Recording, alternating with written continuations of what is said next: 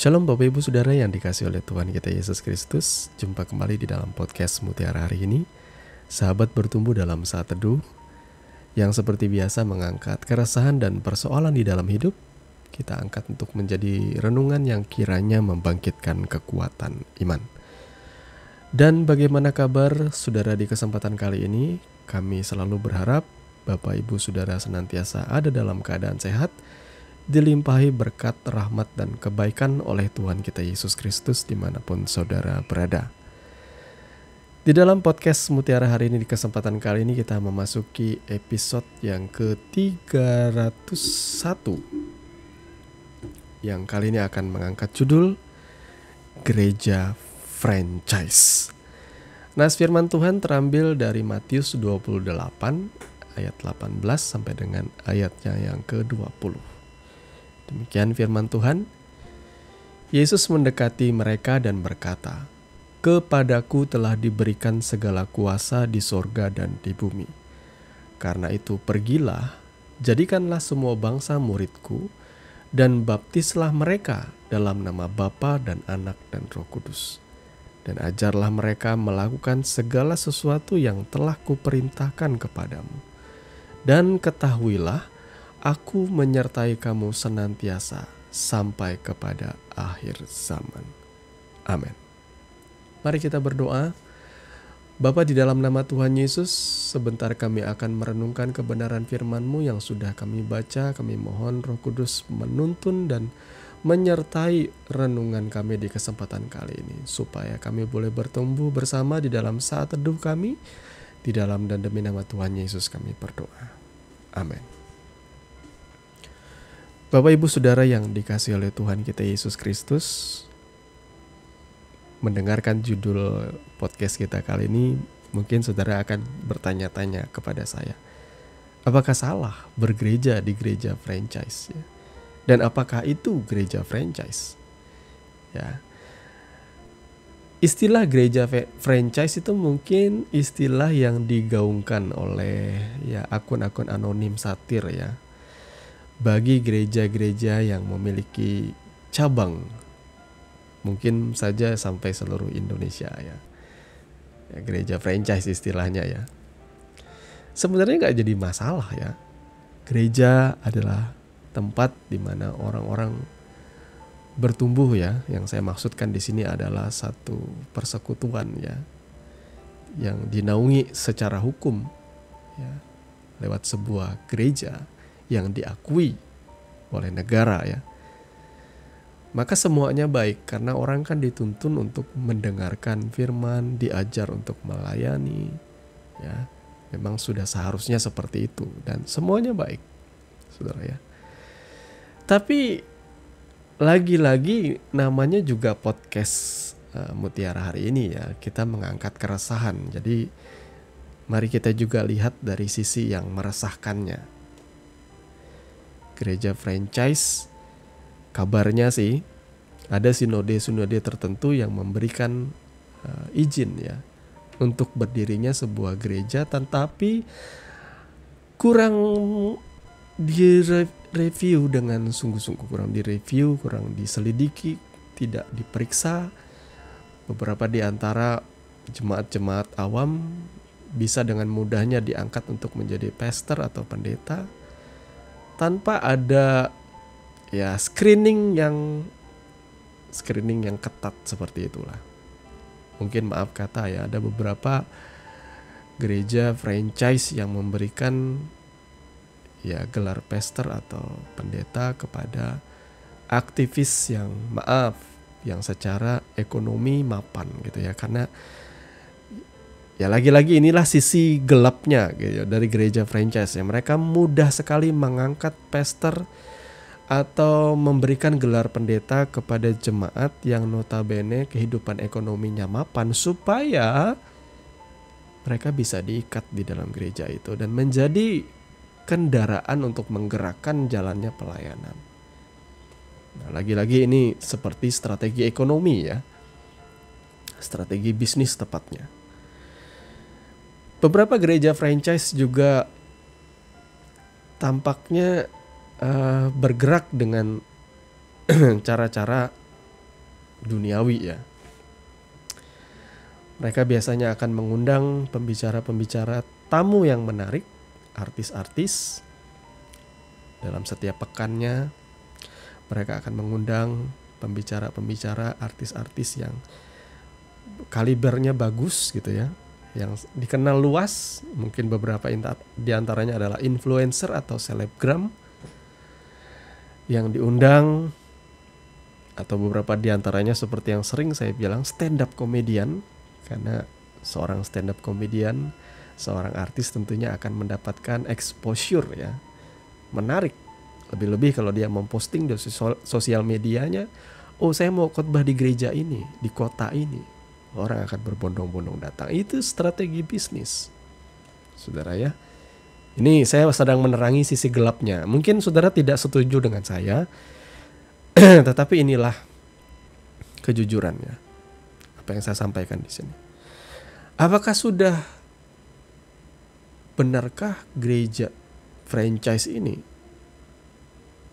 di dalam pelayanannya, apakah mereka benar-benar menggenapkan amanat agung yang sudah kita baca sama-sama dari Matius 28 tadi ya.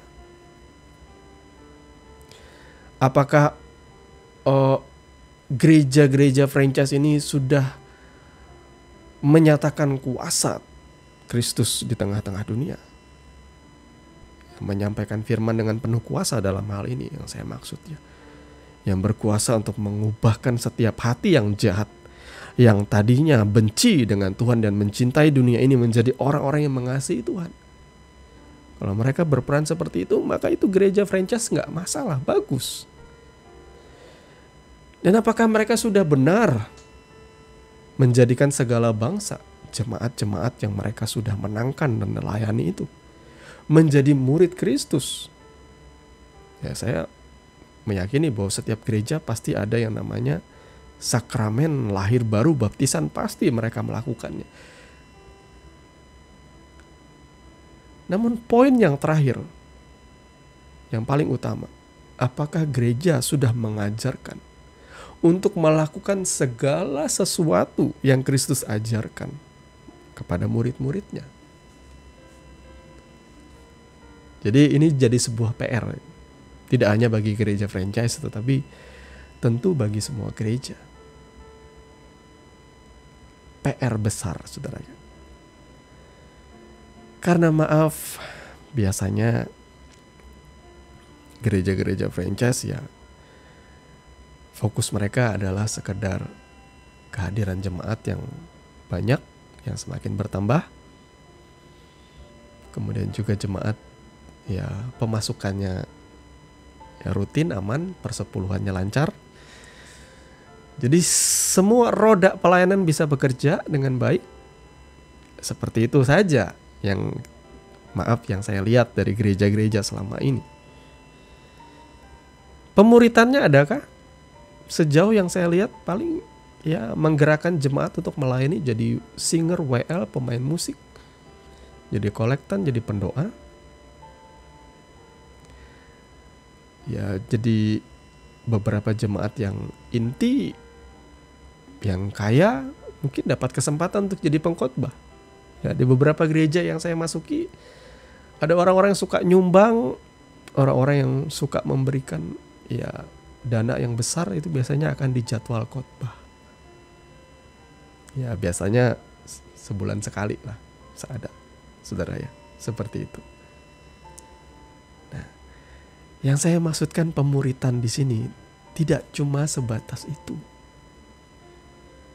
Saya melihat banyak orang yang ya dimuridkan seperti itu, tetapi tidak diajar segala sesuatu yang telah kuperintahkan kepadamu, kata Kristus. Makanya banyak muda-mudi yang melayani sembari hidup juga dalam pergaulan bebas, yang berzina dengan pacarnya, sesama pekerja, sama pelayan Tuhan. Dan itu juga terjadi di zamannya saya. Saudara ya, hal ini miris gak? Beberapa orang yang dulunya rajin melayani, ketika sudah mulai ya hidupnya hari ini berkeluarga mulai jauh dari Tuhan. Dan karakternya kok seperti tidak dibangun. Kok beberapa diantaranya kembali dalam kehidupan lama. Saya bingung. Berapa diantaranya akhirnya cerai, berpisah. Saya bertanya-tanya, kok mereka stagnan pertumbuhannya? Kenapa? Karena bagi saya akhirnya masalahnya di sini yang saya lihat ialah orang-orang diajarkan untuk mengabdi kepada sebuah gereja atau sebuah yayasan. Tetapi mereka tidak diajar untuk bergaul karib dengan Tuhan. Puncak dari hari ini pelayanan, kebanyakan jemaat Tuhan kebahagiaan mereka ialah dipercayakan pelayanan oleh pastornya dan menjadi dekat dengan pastornya. Tapi mereka lupa, mereka harus jauhnya lebih dekat dengan Tuhan ketimbang dengan pastor. Mereka harusnya lebih giat bergaul karib dengan Tuhan ketimbang hanya giat melayani. Banyak orang berjerih lelah di dalam pelayanan, bercapek-capek, tetapi secara rohani mereka tidak bertumbuh. Persis seperti Maria dan Marta. Ada orang yang seperti Marta yang merasa sudah memiliki andil besar dalam pelayanan. Tetapi Yesus justru menegur dia dan berkata, "Marta, Marta, engkau menyusahkan dirimu. Kau harusnya mengambil bagian seperti Maria, duduk diam dan mendengarkan." Saudara banyak kali mengurangi porsi itu. Saudara membuat lelah banyak pelayan-pelayan Tuhan. Tetapi sesungguhnya di dalam pandangan orang, mereka sedang dimanfaatkan oleh pastor untuk menggerakkan jalannya pelayanan. Keuangan masuk, persepuluhan masuk, dan semuanya itu akhirnya membuat setiap mata menyorot gaya hidup hamba Tuhan yang khususnya ketika gerejanya sudah menjadi besar dan berhasil, kaya. Ia bisa menggerakkan jemaat untuk melayani, tetapi pelayanan itu milik dia, bukan milik Tuhan. Maaf kalau saya berani berkata seperti ini ya. Saya mau kembali ke era saya pertama kali bertemu dengan seorang hamba Tuhan yang menurut saya ini orang yang paling sejati menjadi murid Kristus dan menjadi seorang guru. Ya, dia adalah mendiang bapak rohani kami ketika kami awal bertobat dan melayani pekerjaan Tuhan. Kenapa? Karena dia literally memuridkan. Dia mengajarkan segala sesuatu yang Tuhan ajarkan kepada dia. Dia ajarkan itu kepada kami. Disiplin-disiplin rohani dia ajarkan. Dia tidak menuntun orang untuk melekat kepada dia, walaupun memang beberapa orang-orang itu menjadi fanatik, menjadi pengikut dia. Tapi saya secara pribadi, saya menangkap dengan cara berbeda, in a different way. Karena justru panggilan kita harusnya memang menuntun orang kepada Kristus, bukan menuntun orang kepada diri kita atau gereja kita atau franchise kita. Hamba Tuhan ini mendidik kami di dalam pelayanan. Ia tidak selalu pengen jadi ujung tombak. Itu yang membuat saya selalu mengingat sampai hari ini. Ia tidak selalu menjadikan dirinya ujung tombak dan kami kacung-kacungnya, tidak. Ia memberikan kami otoritas, persis seperti Kristus yang memberikan otoritas kepada murid-muridnya. Karena Bapa rohani kami ini memuridkan kami dan mengajarkan kami melayani. Ketika ada orang yang mau didoakan di rumah sakit, ketika ada pelayanan di penjara, khotbah, dia mengutus saya, dia mengutus teman-teman kami di dalam pelayanan. Dia tidak cuma membiarkan kami menjadi jemaat yang kerjaannya hanya menyeting sound system, hanya jadi singer, hanya jadi WL. Dia tidak cuma sampai seperti itu. Dia mengajarkan kami. Seperti Kristus mengajari murid-muridnya, mendoakan orang sakit, menyampaikan kebenaran firman Tuhan di komsel-komsel. Dia tidak selalu eksklusif, aku saja yang melayani, aku saja yang ujung tombak. Dia melayani dan menjadikan kami murid-muridnya juga melayani. Maka saya melihat jemaat biasa seperti kami, muda-mudi ini, yang jebolan didikan hambanya ini, beliau ini, yang sudah berpulang ke rumah Bapa di sorga. Saya melihat kualitas dari orang-orang yang dididik dengan benar seperti ini berbeda sekali, saudaraku. Ini yang baru namanya memuridkan dan mengajarkan segala sesuatu yang diajarkan. Sementara pastor-pastor franchise masa kini, kamu gak mungkin akan menyampaikan firman di gereja kalau kamu gak ada andil yang besar untuk gereja, kalau kamu gak memberikan sumbangan gede, kalau persepuluhanmu gak besar, kalau kamu gak, ya maaf ya, gak punya dampak penting bagi gereja, jangan harap. Tapi gak seperti itu Bapak rohani kita pada waktu itu. Dia menerima dengan cuma-cuma, dia katakan, maka berikanlah itu dengan cuma-cuma. Saya pun bisa jadi pengkhotbah seperti sekarang ini, mengajarkan kebenaran firman. Saya pernah menginjili dan khotbah di KKR sekampung yang besar yang dihadiri ratusan orang pun. Saya pikir saya tidak akan pernah lupa bahwa itu semua adalah kesempatan dan didikan yang diberikan oleh Bapak rohani. Saudaraku, mari berkaca dari hal ini, saya berharap ya, pemuritan-pemuritan yang dikerjakan di dalam gereja itu berjalan dengan benar.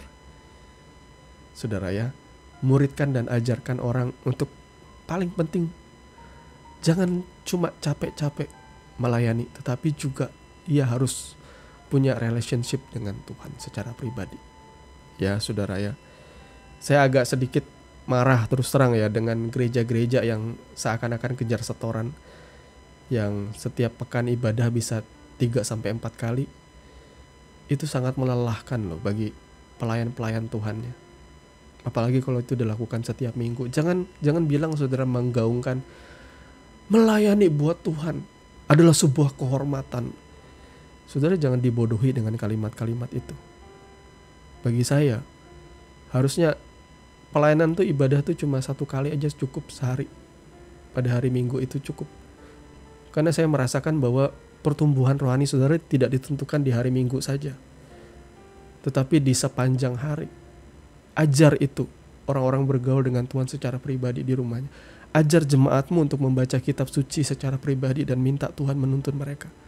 Ajar mereka untuk mencari referensi lain, mungkin membaca buku-buku rohani. Ajar mereka untuk menerima Roh Kudus, itu yang paling utama. Nanti Roh Kudus akan tuntun setiap pribadi ini untuk mengenal Tuhan. Ya, jangan tuntun orang untuk melekat dengan kita, hai pendeta-pendeta. Ya, tetapi tuntunlah orang untuk memiliki relationship pribadi. Itu goalnya kita, menuntun orang kepada Kristus. Hari ini orang ya pengen banyak-banyakan subscriber, pengen banyak-banyakan follower ya saudara ya, pengen banyak-banyakan punya fans atau punya penggemar, supaya penggemarnya atau orang yang mengidolakan tadi jemaat garis keras ya akan pasang badan bahkan ketika pendetanya melakukan satu hal yang amoral. Itu yang terjadi memang hari-hari ini saudara ya, karena tidak diajar dengan benar ya. Bahkan banyak jemaat yang pasang badan untuk pendetanya yang nyata-nyata melakukan pelecehan seksual. Itu aneh bagi saya. Sudah salah jalan, salah arah, sudah gak punya moral, gak punya hati saudaraku ya. Mau tunggu Tuhan yang tegur ya. Jadi Bapak Ibu Saudara yang dikasihi oleh Tuhan kita Yesus Kristus, mari hari ini kita berdoa bersama-sama supaya gereja bisa berjalan dengan benar, memuridkan dengan benar, mengajari jemaatnya dengan benar. Tidak hanya untuk menghangatkan bangku jemaat saja, tetapi ada baiknya jemaat juga diajarkan untuk melayani ya. Tapi memang saya akui pelayanan itu ada orang-orang yang memang terpanggil secara khusus menjadi full timer, menjadi pastor, menjadi pendeta. Tapi tidak ada salahnya. Saya percaya juga Tuhan bisa memanggil setiap kita. Maka berjalanlah menurut panggilanmu, sesuai dan seturut yang Tuhan kehendaki. Tuhan kiranya memberkati kebenaran firman-Nya, dan mari kita berdoa. Bapa, di dalam nama Tuhan Yesus, terima kasih karena Engkau sudah mengajarkan kami kebenaran firman-Mu. Tuhan, tolong kami supaya kami boleh berjalan di dalam terang firman-Mu yang menerangi setiap kebobrokan hidup kami, kejelekan karakter kami, kesukaan kami dengan dosa dan dunia ini, supaya kami boleh merasa malu dan meminta ampun kepadamu, berbalik kepadamu Tuhan. Kami mau belajar memikul salib, menyangkal diri kami dan mengikuti Engkau dengan sungguh-sungguh Tuhan Yesus. Mampukan kami untuk melakukan firman-Mu Bapa, karena secara pribadi daging kami akan memberontak dan tidak suka. Tetapi kami tahu, kami mau menyukakan Tuhan melalui kehidupan kami hari lepas hari. Terpujilah nama-Mu kekal selama-lamanya. Di dalam dan demi nama Tuhan Yesus kami berdoa. Haleluya. Amin. Saudaraku yang dikasihi Tuhan, saudara sudah mendengarkan kebenaran firman yang kiranya boleh menjadi dasar dan kekuatan di dalam setiap kehidupan saudara. Sampai bertemu lagi di podcast Renungan Firman Mutiara hari ini yang berikutnya. Kasih karunia menyertai saudara sekalian. Shalom.